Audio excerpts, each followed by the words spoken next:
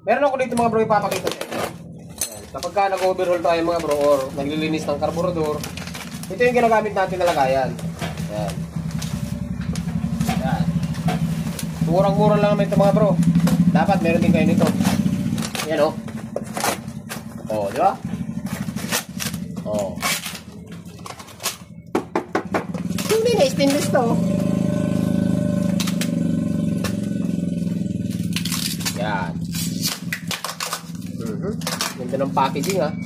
In fairness ha. Ganda ang padya. Packaging. Ano yung aso? Nakakita? Nakakita. Ito yung aso? Oh. Okay.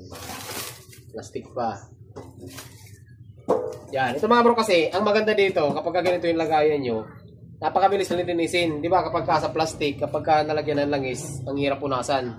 Ito, kahit malagyan ng langis, kapag ka meron kayong basahan, kapag ka pinunasan nyo, madali lang. Oh, yan, gamitin mo na bro. Dito mo ilagay yung mga pisa.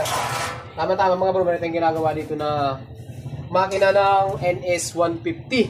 So sa mga gusto mag-order mga bro na ganitong klaseng lagayan, stainless, may iba't iba po itong size. Merong malaki, merong mas maliit dito. Ito yung pinili ko kasi sakto lang, tama-tama lang. Para lang sa mga linis karburador, mga makina, napakaganda gamitin.